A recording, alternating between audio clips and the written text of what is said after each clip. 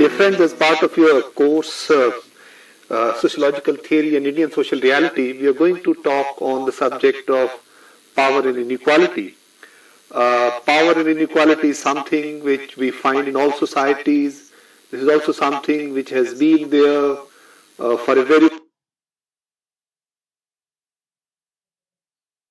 long time, almost since the beginning of human society, ever since human beings have begun to live together as social groups. There has been some kind of power structure that emerges in the society, and there have also been some kind of inequalities. The form of inequalities have been changing, but inequalities have existed and they continue to exist in almost all the societies that we know of.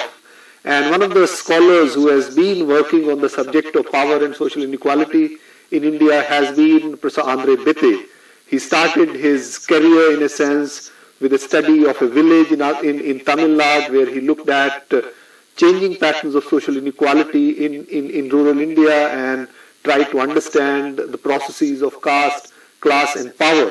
And I'm very happy to introduce you today to Professor Andre Bete, who is with us in the studio, and we are going to discuss the subject of power and inequality. Professor Bete, if I could start with the general kind of understanding that people in India have today, and that is that Indian society and also perhaps the rest of the world has been undergoing some kind of a radical change. And this change is reflected in technology, in social relations, in social institutions, and in power structure. How do you react to this kind of popular opinion? I think that there is no doubt that changes are taking place, and perhaps the pace of change is somewhat faster now than in the past. But I think we mustn't forget that societies are everywhere in a state of change. The fact of change is not new. Our society, for instance, changed a very great deal throughout the 19th century, Indian society. Then independence came in 1947. Since then, there have been many changes. And while we should take note of the changes that are taking place, we should not exaggerate the uniqueness of the time in which we live. We tend to exaggerate the uniqueness of the society in which we live, thinking that our society is unique and cannot be compared with any other society. We also tend to exaggerate the uniqueness of the time in which we live.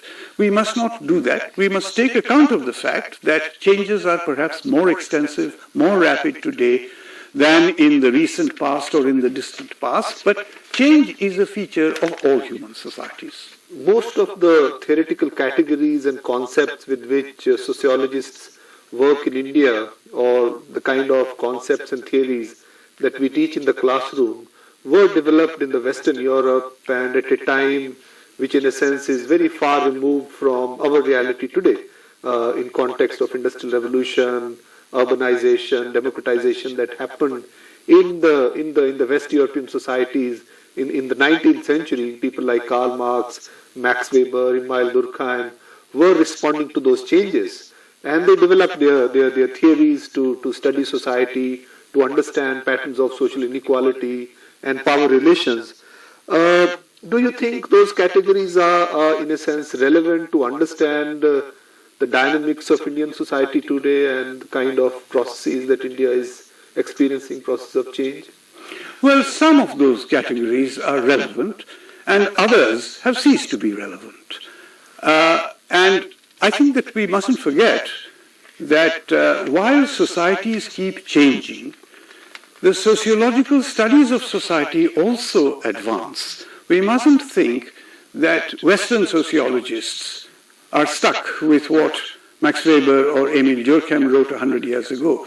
So we keep abreast of changes in society and corresponding changes in our approach, in our method, in our concepts. Now, it is true that the lead in developing the sociological approach, the sociological methods, and sociological concepts and categories, the lead was taken by Western scholars. Now, what should we do with the concepts and categories that they have developed?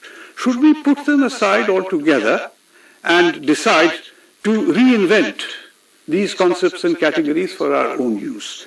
This would be, in my view, like trying to reinvent the bicycle or to reinvent the wheel.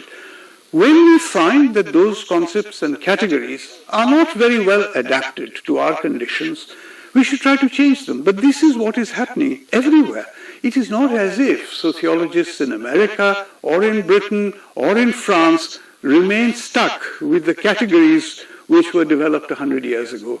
I am not too keen to develop concepts and categories that will apply only to our society. I think there is a general pool of sociological ideas, theories, methods, concepts, and we should not turn our back on that, but we should not use those concepts and categories blindly. We should examine for ourselves how those concepts and categories apply in our condition here and now, today. And if they don't, then we should adapt them to our conditions. We may even try to devise new concepts and new categories to meet the requirements of the changing times in which we live. But we mustn't forget that everybody throughout the world is living in changing times and conditions. So we should be mindful of the distinctive features of our conditions, of our society, but we should not try to discard whatever has been done before or whatever has been done in another society, in another place, and at another time. I always keep on repeating the same thing, that our society is distinctive, but it is not unique.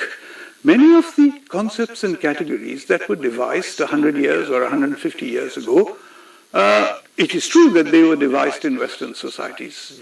But take power, for instance, or take social mobility, for instance. Now, we have to adapt those concepts to our times, but they're still very relevant to our times. There are basic, general concepts, like the distinction between power and status, like the concept of social stratification, like, for instance, social mobility.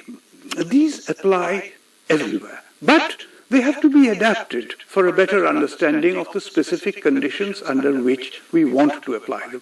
I don't think they apply in the same way in France that they do in India. But they don't apply in the same way in India that they might do in Indonesia. Even within India, we mustn't forget that we are a very large country.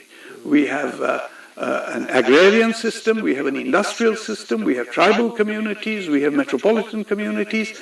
So we should devise new concepts and new categories, but we should not turn our back on what has been devised simply because it was devised in another country or at another time. We should not adopt them blindly, but we should try to adapt them. And again, I repeat, we should not try to reinvent the wheel. I would like to raise questions about the specific processes of change and Indian social formation. But before that, I would like to kind of have your reaction to this notion of classics or canons.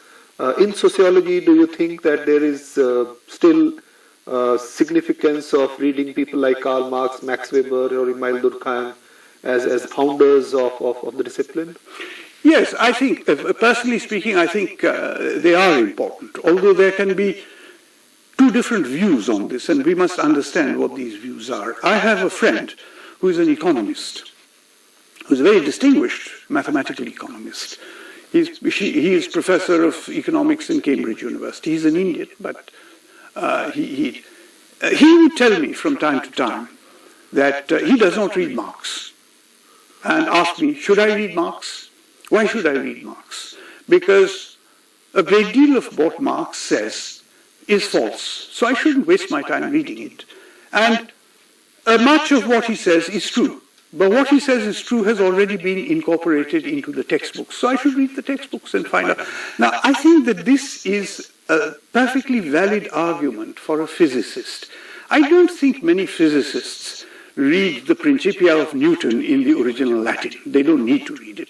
But I think that it is a little different in the human sciences. Therefore, my view is that we should, I at least, find many useful insights in the writings of Marx, of Weber, of Durkheim, and of persons who came after them. of persons like Merton, like Srinivas, like N.K. Bose. They are all dead now. But I still find many useful insights in their writings, and therefore I go back to their writings over and over again. The thing to guard against is blind imitation of what has been created in the past, and the willingness to adapt, to modify, to change, and to relate them to the conditions which we are examining. Karl Marx was somebody who started, in a sense, his theory of society with the concept of class, and subjects like inequality and power were also explained through the conceptual category of class by Marx. And later on, Max Weber, in a sense, accepted Marx, but also said that status and power should also be seen as being, in a sense, independent of class, or as different kind of ideal typical structures. And you, in your work, have also kind of tried to combine Marx and Weber. If one was to look at the structures of authority and power in Indian society today, one would perhaps also want to add things like gender or ethnic differences as dimensions of power. Max said that, Max Weber said that status and class are, in a sense, different dimensions of power. Can you just elaborate the point that you have also been arguing? What is the difference between Marx and Weber's notion of relationship between power and other dimensions of inequality? I think that on the whole, first of all, let me say that these were both great intellectuals. Both Marx and Weber were great intellectuals. Weber had this advantage over Marx, that he was born after Marx. He had absorbed what Marx had written and taken out of it what he considered to be really relevant, and set aside what he considered to be inapplicable. This is an advantage which new generations always have over preceding generations, that they can build on the shoulders of their predecessors. But in addition to that, I think there were certain differences in their approach to the study of society. Marx's approach tended to be somewhat less open than Max Weber's approach. I would say that Max Weber's approach was open and pluralistic. Max Weber always kept his eyes and ears open to alternative possibilities. Certainly Max Weber believed that class was extremely important, but he did not believe that that was the only aspect of inequality in a society. Marx had discovered the great importance of the concept of class. And someone who makes such a tremendous discovery tends to become a little possessive about what he has discovered, tends to harp on that discovery over and over again. I don't find fault with Marx for having done that, but there is a kind of overemphasis on one aspect of inequality, indeed of one aspect of society, so that today many people describe the Marxist approach to society as the class approach to society. I think Weber's argument would be that yes, class is very important, and one mustn't ignore the importance that Weber gave in his own writings to class and to economic inequalities and to the distribution of material resources and the inequalities in that distribution. But Weber also drew attention to the independent importance of power. And again, I must say that it's not simply that the ideas have changed. Conditions in society have also changed. Marx did not live in the 20th century. We have just moved out of the 20th century. Lots of things happened in the 20th century which were not known to Marx or even to Weber. We have the experience of what happened in the Soviet Union, and we know therefore that it's not simply ownership of land or ownership of capital that determines the structure of inequality. Significant position in the apparatus of power, whether in the apparatus of government or in the apparatus of the party, can also be a very important independent source of inequality. So Weber had the advantage over Marx. He came later. He was able to benefit from the insights of Marx, and he was able to move further forward.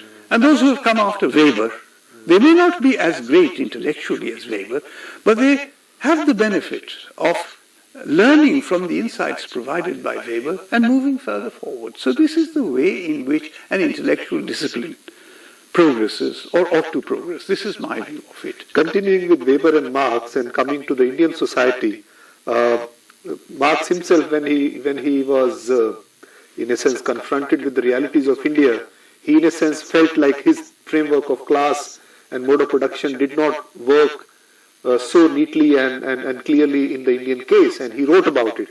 But Max Weber, I think, again had a kind of easier way of dealing with India, because his concept of status group kind of fitted more closely with the reality of caste society. Could you please elaborate on that? What is his notion of status group and how he kind of connects status group with caste? I think that I would like to repeat that both Marx and Max Weber were intellectual giants. We must not forget that. But Marx did not know very much about India. He did not have any direct experience of India. He had never come to India. He did not know any of the Indian languages. This is also true of Max Weber. Max Weber read very extensively about India, and Max Weber was able to read things that Marx was not able to read, because those things were not available in Marx's time. So Max Weber was much better equipped to understand Indian society by reading the writings of people of various kinds who had already started examining the structure of caste, the structure of agrarian relations in India. But even so, Max Weber did not know any Indian language.